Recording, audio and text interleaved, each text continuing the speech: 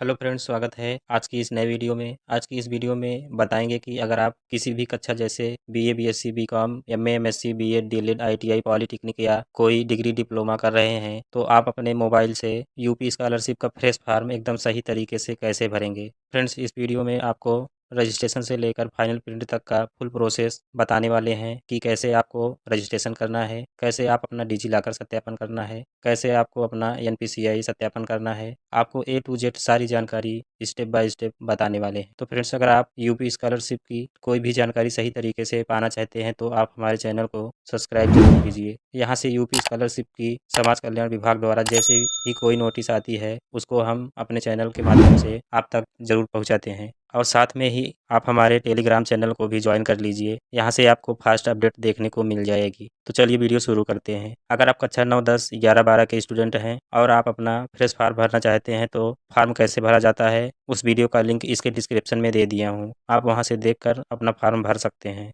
तो भी हम यूजी पीजी के स्टूडेंट को बताएंगे कि आप अपना फ्रेश फॉर्म कैसे भरेंगे। तो फॉर्म भरने के लिए सबसे पहले आपको अपने मोबाइल का कोई भी ब्राउज़र ओपन करना है और उसमें सर्च करना है यूपी स्कॉलरशिप। तो फिर आपके सामने यूपी स्कॉलरशिप की ऑफिशियल वेबसाइट आ जाएगी। फिर इस लिंक पर एक बार क्लिक कर देना है। क्लिक करने के बाद यूपी स्कॉलरशिप का होम पेज ओपन हो जाएगा। उसके बाद यहाँ से हमें इसे डेस्कटॉप साइड में कर लेना है। फिर आपको यहाँ स्टूडेंट वाले सेक्शन पर एक बार क्लिक कर देना है। फिर उसके बाद यहाँ पर आपको कुछ ऐसा इंटरफेस देखने को मिल जाएगा। जैसा कि आप सभी छात्र को पता होगा कि फ्रेश फॉर्म भरने के लिए सबसे पहले हमें रजिस्ट्रेशन करना होता है। तो हम रजिस्ट्रेशन वाले ऑप्शन पर एक बार क्लिक कर देंगे। फिर आपके सामने ऐसा इंटरफेस ओपन हो जाएगा। उसके बाद यहाँ पर आपको सभी कैटेगरी देखने को मिल जाएगी। जैसे यहाँ पर आप देखेंगे तो ये पूरा कॉलम केवल एससी, एसटी और जनरल स्टूडेंट के लिए है और यह कॉलम ओबीसी के सभी स्टूडेंट के लिए है और यह कॉलम माइनॉरिटी के सभी स्टूडेंट के लिए है। तो फ्रेंड्स, अब इसमें आपको समझना है कि आपको अपना रजिस्ट्रेशन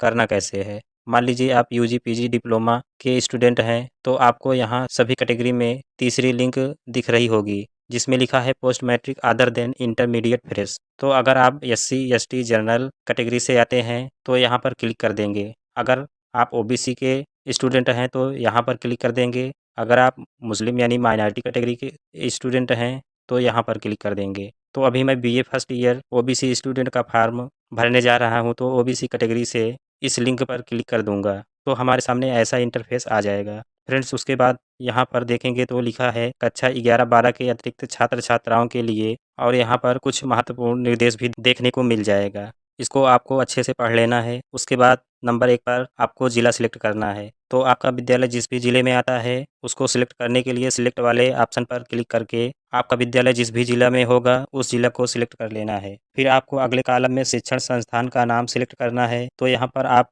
क्लिक करेंगे तो अभी आप जिस भी ज़िले को चुने हैं उस ज़िले के सभी कॉलेज का नाम अल्फ़ाबेट से आ जाएगा। तो आपका जो भी कॉलेज होगा उसे सिलेक्ट कर लेना है। फिर उसके बाद आपको यहाँ से अपनी वर्ग और जाति समूह सिलेक्ट कर लेना है। फिर यहाँ से आपको अपना धर्म सिलेक्ट कर लेना है। फिर अगला ऑप्शन में आपको अपना नाम अपने हाई स्कूल मार्कशीट के हिसाब से अंग्रेजी के बड़े अक्षरों में भर देना है। फिर उसके बाद अगले कॉलम में आपको यहाँ मोबाइल नंबर भर देना है। मोबाइल नंबर आप आधार से जो लिंक है उसे भी भर सकते हैं या आप कोई भी मोबाइल नंबर भर सकते हैं जिससे आसानी से आपको ओटीपी प्राप्त हो सके। फिर आप 7वें कॉलम में हाई स्कूल की परीक्षा किस वर्ष पास की थी उस वर्ष को यहाँ से सिलेक्ट कर लेना है। फिर अगले कॉलम में आप हाई स्कूल की परीक्षा किस बोर्ड से उत्तीर्ण की है तो उसे यहाँ से सिलेक्ट कर लेना है। फिर आप कॉलम नंबर 9 में आपको 2 कॉलम देखने को मिल रहा है और आपसे हाई स्कूल बोर्ड का अनुक्रमांक पूछा जा रहा है। तो अगर आपके रोल नंबर के साथ कोई अंग्रेजी का अक्षर जुड़ा है तो आपको अपना अनुक्रमांक पहले वाले बॉक्स में भरना है। अगर आप यूपी बोर्ड से पास हुए हैं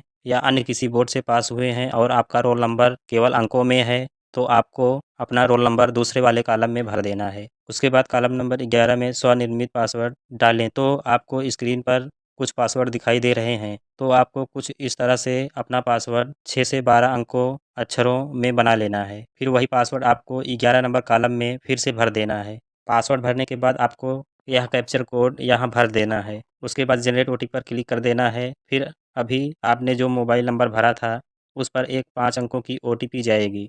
उस ओटीपी को यहाँ भरकर फिर यह कैप्चर यहाँ भर देंगे। कैप्चर भरने के बाद सबमिट एंड प्रोसीड रजिस्ट्रेशन पर एक बार क्लिक कर देना है। तो फ्रेंड्स, आप यहाँ देख सकते हैं आपका रजिस्ट्रेशन स्लिप यहाँ आ चुकी है। आपको इस रजिस्ट्रेशन नंबर को किसी सुरक्षित जगह नोट कर लेना है। तो हमारा रजिस्ट्रेशन कंप्लीट हो चुका है। अब हमें अपना फॉर्म भरना है। उसके लिए तो फ्रेंड्स अब आपको फिर से स्कॉलरशिप के होम पेज पर आ जाना है। फिर से आपको स्टूडेंट वाले सेक्शन पर क्लिक करना है। उसके बाद ऐसा इंटरफेस आ जाएगा।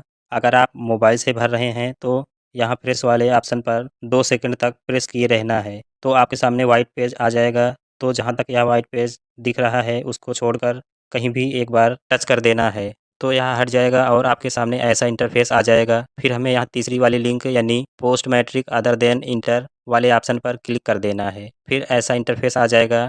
फिर हमें यहाँ पर जो अभी रजिस्ट्रेशन नंबर मिला था उसे भर लेना है। रजिस्ट्रेशन भरने के बाद अभी जो हमने मोबाइल नंबर भरा था उसे यहाँ भर लेंगे। फिर वही पासवर्ड भर देंगे जो अभी हमने बनाया था। फिर यह कैप्चर यहाँ भर देंगे। कैप्चर भरने के बाद सबमिट पर क्लिक कर देंगे। फिर हमारा फॉर्म लॉगिन हो जाएगा। फिर यहाँ पर आप देखेंगे तो केवल रजिस्ट्रेशन पर ग्रीन टिक लगा मिलेगा। फिर उसके बाद और सभी ग्रीन टिक नहीं लगा मिलेगा। जब सभी पर ग्रीन टिक हो जाएगा तो आपका फॉर्म पूर्ण हो जाएगा। तो हमें इस 3 डॉट पर एक बार क्लिक कर देना है। फिर ऐसा इंटरफेस आ जाएगा। फिर हमें यहाँ डिजी लॉकर से सत्यापन करें ऑप्शन पर एक बार क्लिक कर देना है। तो आपके सामने ऐसा इंटरफेस आ जाएगा। फिर यहाँ आपको click here for DigiLocker verification के ऑप्शन पर एक बार क्लिक कर देना है। फिर यहाँ ओके पर क्लिक कर देना है। अब आपके सामने इस प्रकार का पेज ओपन हो जाएगा और यहाँ पर आपको 3 ऑप्शन देखने को मिल रहा है। पहला मोबाइल, दूसरा यूजर नेम और तीसरा आधार का। तो इनमें से किसी भी ऑप्शन को सिलेक्ट नहीं करना है। आपको सबसे आसान तरीका बताते हैं। आपको यहाँ सबसे नीचे साइन अप पर एक बार क्लिक कर देना है। फिर ऐसा इंटरफेस ओपन हो जाएगा और यहाँ पर आपको अपना आधार नंबर भर देना है। आधार नंबर भरने के बाद आपको नेक्स्ट पर क्लिक कर देना है। फिर आपके आधार कार्ड से लिंक मोबाइल नंबर पर 6 अंकों की एक OTP भेजी जाएगी। फिर उस OTP को यहाँ भरकर हमें सबमिट पर क्लिक कर देना है। फिर उसके बाद यहाँ पर आपको सेट योर सिक्योरिटी पिन का ऑप्शन देखने को मिल जाएगा। तो आपको 6 अंकों का कोई भी एक पिन भर देना है। उसके बाद डन पर क्लिक कर देना है। जैसे ही डन पर आप क्लिक करेंगे आपके सामने ऐसा इंटरफेस आ जाएगा। तो फ्रेंड्स आपको यहाँ अलाउ पर क्लिक कर देना है। जैसे ही अलाउ पर आप क्लिक करेंगे तो यहाँ पर आपकी फ़ोटो और सारी डिटेल आ जाएगी। फिर आपको यहाँ वेरीफाई डिटेल पर क्लिक कर देना है। तो आपका डिजिलॉकर वेरीफाई हो जाएगा और आपको फिर से रीडायरेक्ट कर देगा। और यहाँ पर देखेंगे तो आपका डिजिलॉकर का ऑप्शन लॉक हो गया है। अब उसके बाद हमें छात्रवृत्ति हेतु आवेदन पत्र भरने वाले ऑप्शन पर एक बार क्लिक कर देना है। तो ऐसा इंटरफेस आ जाएगा। फिर यहाँ रजिस्ट्रेशन वाले ऑप्शन पर ग्रीन टिक लगा होगा। उसके बाद यहाँ शैक्षणिक विवरण हमें भरना है। फिर यहाँ नंबर 1 पर पाठ्यक्रम का प्रकार आपको देखने को मिलेगा। उसके बाद यहाँ आपको अपने पाठ्यक्रम का नाम सिलेक्ट कर लेना है। फ्रेंड्स उसके बाद आप यहाँ क्लिक करेंगे तो आपके कॉलेज की जितने भी पाठ्यक्रम में मान्यता मिली है वो सभी पाठ्यक्रम यहाँ देखने को मिल जाएगा। तो आपका जो भी पाठ्यक्रम होगा उसे यहाँ से सिलेक्ट कर लेना है। उसके बाद यहाँ से वर्तमान पाठ्यक्रम का ब्रांच सिलेक्ट कर लेना है। फिर उसके बाद इस कॉलम में पाठ्यक्रम का वर्ष और अवधि आपको भरना है। फ्रेंड्स अगर आप किसी भी कोर्स के पहले वर्ष में हैं तो आपको 1 सिलेक्ट कर लेना है। अगर आप दूसरे वर्ष में इस समय हैं तो आपको यहाँ 2 सिलेक्ट कर लेना है। और अगर आप किसी भी कोर्स के फाइनल ईयर में हैं तो यहाँ आपको 3 सिलेक्ट कर लेना है। फिर उसके बाद यहाँ से आपको पाठ्यक्रम की पात्रता सिलेक्ट कर लेना है। अगर आप ITI या पॉलिटेक्निक का फॉर्म भर रहे हैं तो आपको पाठ्यक्रम की पात्रता हाई स्कूल सिलेक्ट कर लेना है। अगर आप ग्रेजुएशन यानी BA BSc BCom का फॉर्म भर रहे हैं तो आपको पाठ्यक्रम की पात्रता इंटरमीडिएट सिलेक्ट कर लेना है। उसके बाद अगर आप MA MSc MCom का फॉर्म भर रहे हैं तो आपको पाठ्यक्रम की पात्रता स्नातक सिलेक्ट कर लेना है। अगर आप BEd DLED का फॉर्म भर रहे हैं तो यहाँ डिप्लोमा को सिलेक्ट कर लेना है। फिर उसके बाद यहाँ वर्तमान पाठ्यक्रम में प्रथम वर्ष में प्रवेश तिथि आपको भरना है। मान लीजिए आप किसी कोर्स के पहले वर्ष में अपना प्रवेश लिए हैं तो आपको इस 15 नंबर कॉलम में और 16 नंबर कॉलम में सेम वही तारीख भर देना है जिस तारीख को आप अपना एडमिशन लिए थे। मान लीजिए आप इस समय किसी कोर्स के दूसरे या तीसरे वर्ष में हैं तो आपको इस 15 नंबर कॉलम में आप जब प्रथम वर्ष में एडमिशन लिए थे तो उस डेट को यहाँ भर देना है। और 16 नंबर कॉलम में इस समय जिस डेट को आप एडमिशन कराए हैं उसे भर लेना है। फिर उसके बाद यहाँ विश्वविद्यालय बोर्ड का पंजीयन क्रमांक आपको भर लेना है। अगर आप किसी भी कोर्स के पहले वर्ष में हैं तो आप पंजीयन क्रमांक वाले कॉलम को भर सकते हैं या फिर इसे आप वैसे छोड़ सकते हैं। लेकिन अगर आप दूसरे वर्ष या तीसरे वर्ष में हैं तो आपको यहाँ पंजीयन क्रमांक भरना यानी अपना एनरोलमेंट नंबर भरना ज़रूरी है। अगर आप नहीं भरेंगे तो आपका फॉर्म गलत हो जाएगा उसके बाद फ्रेंड्स यहाँ पर अगर आप दिवा छात्र या आवासीय छात्र हैं तो उसे अपने हिसाब से आपको सिलेक्ट कर लेना है। आवासीय छात्र वो होते हैं जो हॉस्टल में रहकर ही पढ़ाई करते हैं, तो हम दिवा छात्र सिलेक्ट कर लेंगे। उसके बाद फिर हमें यहाँ अपने पिछले वर्ष के शैक्षणिक विवरण भरना है। सबसे पहले यहाँ पर हमें अपनी हाई स्कूल विवरण भरना है। उसके बाद हमें किस वर्ष में कक्षा 10 पास हुए हैं उसे यहाँ से सिलेक्ट कर लेना है। फिर हमारा हाई स्कूल का पूर्णांक कितना था उसे भर लेना है। फिर हमें कक्षा 10 में कितना अंक प्राप्त हुआ था उसे भर लेना है। उसके बाद हमारा कक्षा 10 में कितना प्रतिशत अंक था उसे भर लेना है। फिर यहाँ पर आप जिस बोर्ड से कक्षा 10 की पढ़ाई किए हैं उस बोर्ड को यहाँ भर लेना है। जैसे मेरा यूपी बोर्ड था तो हम यहाँ board of high school and intermediate education UP भर लेंगे। तो इसी प्रकार से हमें इंटरमीडिएट की भी डिटेल भर लेंगे। जैसे यहाँ पर कक्षा 12 किस वर्ष पास किए थे उसे भर लेना है। फिर पूर्णांक भर लेना है। फिर प्राप्तांक भर देना है। फिर प्राप्तांक प्रतिशत में भर लेना है। फिर से आप यहाँ जिस बोर्ड से कक्षा 12 पास किए हैं उसे भर लेना है। अगर आप बीएड या डीएलएड या एमए एमएससी का फॉर्म भर रहे होंगे तो आपको यहाँ स्नातक की भी इसी तरह डिटेल भरनी होगी। उसके बाद इस कैप्चर को यहाँ भर देना है। फिर यहाँ पर क्लिक कर देना है। फिर सबमिट पर क्लिक कर देना है। तो हमारी यह सभी डिटेल पूर्ण हो जाएगी। अब हमें अगले ऑप्शन यानी अपना निजी विवरण भरना है। जैसे अगर आप दिव्यांग कैटेगरी में आते हैं तो इस कॉलम को भर लेंगे, नहीं तो इसे हम छोड़ सकते हैं। उसके बाद यहाँ आपको अपना राशन कार्ड संख्या भर लेना है। अगर आपके पास राशन कार्ड संख्या नहीं है तो इसे हम खाली छोड़ देना है। फिर उसके बाद यहाँ आपको अपने कक्षा 10 के मार्कशीट के अकॉर्डिंग अपने माता का नाम भर लेना है। उसके बाद कैप्चर भरकर यहाँ टिक कर देना है। फिर अपडेट पर क्लिक कर देना है। तो यह विवरण भी हमारा पूर्ण हो जाएगा। तो फ्रेंड्स उसके बाद अब हमें अपनी शुल्क संबंधित विवरण को यहाँ भरना है। तो यहाँ पर आप देखेंगे तो अनुमोदित वार्षिक नॉन रिफंडेबल अनिवार्य शुल्क हमें अपने कॉलेज से पता करके यहाँ भर देना है। फिर यह कैप्चर भरकर यहाँ टिक करके अपडेट पर क्लिक कर देना है। तो यह विवरण भी हमारा पूर्ण हो जाएगा। अब उसके बाद यहाँ हमें अपने गत वर्ष का विवरण भरना है। तो यहाँ नंबर 1 पर गत वर्ष यानी पिछले वर्ष का परीक्षाफल भरना है। तो यहाँ पर आपको एक बार क्लिक कर देना है। तो ऐसा इंटरफेस आ जाएगा। तो यहाँ से आपको सिलेक्ट कर लेना है। फिर उसके बाद यहाँ गत वर्ष की परीक्षा प्रणाली सिलेक्ट कर लेना है कि आप जो पिछली परीक्षा उत्तीर्ण किए हैं उसमें परीक्षा का माध्यम वार्षिक था या फिर सेमेस्टर प्रणाली था, तो उसे सिलेक्ट कर लेना है। फिर अगले ऑप्शन में आपको गत वर्ष की अंक प्रणाली सिलेक्ट कर लेना है। तो यहाँ से आपका जो भी प्रणाली होगी उसे सिलेक्ट कर लेना है। अगर आप बीए बीएससी बीकॉम के प्रथम वर्ष का फॉर्म भर रहे हैं तो आपको वार्षिक प्रणाली सिलेक्ट कर लेना है। फिर पिछले वर्ष आप कितना नंबर पाए थे उसे यहाँ भर लेना है। उसके बाद कितना पूर्णांक था आपको पूर्णांक भर लेना है। फिर यहाँ प्रतिशत वाला कॉलम ऑटोमेटिक भर जाएगा। फिर यहाँ पर आप पिछले वर्ष जिस विद्यालय से पास होकर आए हैं उस विद्यालय का नाम भर लेना है। फिर यहाँ कैप्चर कोड भर कर सही का निशान लगाकर अपडेट पर क्लिक कर देना है। तो यहाँ पर आपको इस प्रकार का इंटरफेस देखने को मिल जाएगा। यहाँ लिखा है आपके आवेदन पत्र की प्रविष्टियाँ सफलतापूर्वक भरी गई हैं। फिर यहाँ होम आइकन पर क्लिक कर देना है। फिर हम अपने होम पेज पर रीडायरेक्ट हो जाएंगे और यहाँ देखेंगे तो आप हमारा 3 स्टेप कंप्लीट हो चुका है। अब हमें अपना आय प्रमाण पत्र और जाति प्रमाण पत्र प्रमाणित करना है। इसके लिए हम फिर से इस 3 डॉट पर क्लिक कर देंगे और यहाँ आय एवं जाति प्रमाणीकरण हेतु पर क्लिक कर देंगे। तो हमारे सामने ऐसा इंटरफेस आ जाएगा। तो थोड़ा सा स्क्रॉल करके नीचे की तरफ आना है और यहाँ आपको अपना आय प्रमाण पत्र आवेदन फॉर्म संख्या भरना है। उसके बाद आय प्रमाण पत्र क्रमांक भरना है। फिर यह कैप्चर भरकर सबमिट पर क्लिक कर देना है। फिर थोड़ा सा स्क्रॉल करेंगे तो यहाँ देखेंगे तो आपकी आय प्रमाण पत्र से संबंधित सारी डिटेल आ जाएगी। फिर हमें वेरीफाई इनकम डिटेल पर एक बार क्लिक कर देना है। अगर आप ओबीसी या एससी कैटेगरी के स्टूडेंट होंगे तो आपके सामने जाति प्रमाण पत्र को वेरीफाई करने का पेज आ जाएगा। तो इसी प्रकार से हमें यहाँ जाति प्रमाण पत्र आवेदन फॉर्म संख्या भर लेंगे। फिर जाति प्रमाण पत्र क्रमांक भरकर कैप्चर भर लेंगे।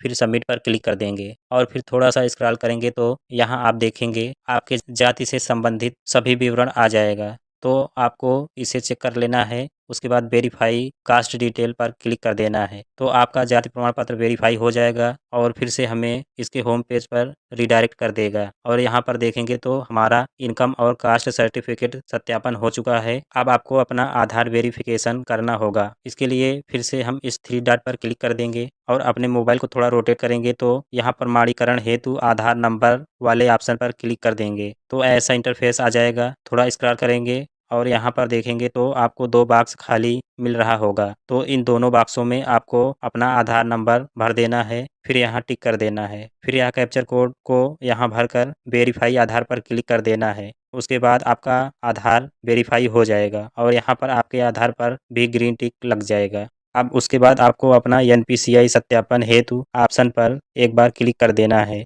उसके बाद थोड़ा स्क्रॉल करके नीचे जाना है और यहाँ आप देख सकते हैं कि हम 27 नवंबर 2024 का एनपीसीआई सत्यापन करने जा रहे हैं। उसके बाद हमें चेक एनपीसीआई स्टेटस पर एक बार क्लिक कर देना है। तो आप देख सकते हैं मेरा एनपीसीआई एक ही बार में सत्यापन हो गया। और अगर आप जिस समय फॉर्म भर रहे हैं उस समय वेबसाइट सही तरीके से वर्क कर रही होगी तो आपका एनपीसीआई अकाउंट से लिंक होगा, तो आपको एनपीसीआई सत्यापन होने के साथ साथ आपका हाई स्कूल रोल नंबर प्रमाणीकरण हेतु ऑप्शन भी सत्यापन होकर ग्रीन टिक हो जाएगा। अब हमारा पूरा फॉर्म कंप्लीट हो चुका है। अब हमें जांच हेतु आवेदन प्रिंट करे वाले ऑप्शन पर एक बार क्लिक कर देना है। तो फ्रेंड्स आप देख सकते हैं यहाँ हमारा जांच हेतु प्रिंट अब निकल चुका है, लेकिन इसमें अभी एक समस्या आ रही है। आप यहाँ पर शैक्षणिक विवरण में देखेंगे तो यहाँ पर जो भी जानकारियां नहीं भरी गई थी ये सभी जब हम फॉर्म भर रहे थे तो देखने को नहीं मिली थी। और यहाँ निजी विवरण में भी आप देख सकते हैं कि फॉर्म भरते समय पता भी भरने का कॉलम नहीं आया था, जबकि यहाँ पर पता का कॉलम खाली आ रहा है और हमारा पूर्णांक प्राप्तांक भी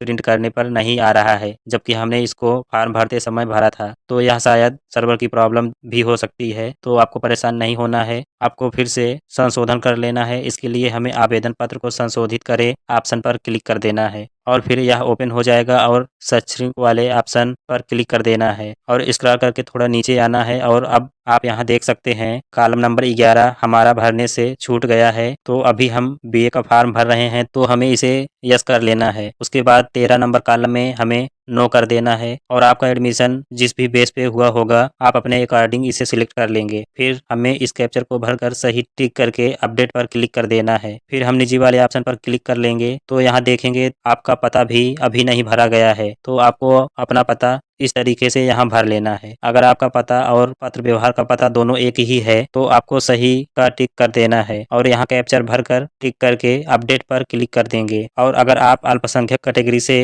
आते हैं तो इस पर क्लिक करके अपनी कुछ डिटेल भर लेनी है। फिर हमें अपने होम पेज पर वापस आ जाना है और हमें जांच हेतु आवेदन प्रिंट करें वाले ऑप्शन पर क्लिक कर देना है और आपको फिर से मिला लेना है कि अभी आपने जो भी डिटेल भरी है वो सभी इस प्रिंट में आई है या नहीं। जैसा कि आप देख सकते हैं मेरा पता भी आ चुका है और इस प्रिंट में गत वर्ष का पूर्णांक प्राप्तांक नहीं आ रहा है, तो उससे आपको कोई दिक्कत नहीं है। इसके अलावा आपकी और सभी डिटेल सही होनी चाहिए। अगर इसके बाद आपका कोई संशोधन नहीं है तो अब आपको वापस होम पेज पर आना है और यहाँ जांच के उपरांत आवेदन पत्र को सबमिट करें वाले ऑप्शन पर क्लिक करके इसे लॉक कर देना है। तो फ्रेंड्स लॉक करने के बाद आपको इसका प्रिंट आउट 3 दिन बाद निकाल लेना है और जब आप 3 दिन बाद अपना फॉर्म लॉगिन करेंगे तो आपको यहाँ पर संस्था में जमा करने हेतु आवेदन प्रिंट करने के लिए इनेबल हो जाएगा और यह नीले कलर में आपको देखने को मिल जाएगा। तो इस पर एक बार हमें क्लिक करना है, उसके बाद ओके पर क्लिक करना है। फिर आपके सामने वी आर सॉरी का इंटरफेस आ जाएगा, तो आपको अपने फॉर्म को फिर से लॉगिन करना है और फिर से संस्था में जमा करने हेतु ऑप्शन पर क्लिक कर देना है, तो आपका फाइनल प्रिंट निकल आएगा। तो फ्रेंड्स आपको इसका फाइनल प्रिंट निकाल कर अपने सभी डॉक्यूमेंट के साथ कॉलेज में जमा कर देना है। तो फ्रेंड्स आज की यह वीडियो कैसी लगी हमें कमेंट करके जरूर बताइएगा। अगर आपका यूपी स्कॉलरशिप से संबंधित कोई संदेह है तो आप हमें कमेंट कर सकते हैं और चैनल को भी सब्सक्राइब नहीं किए हैं तो कर लीजिए। मिलते हैं फिर नेक्स्ट वीडियो में, तब तक के लिए जय हिंद जय भारत।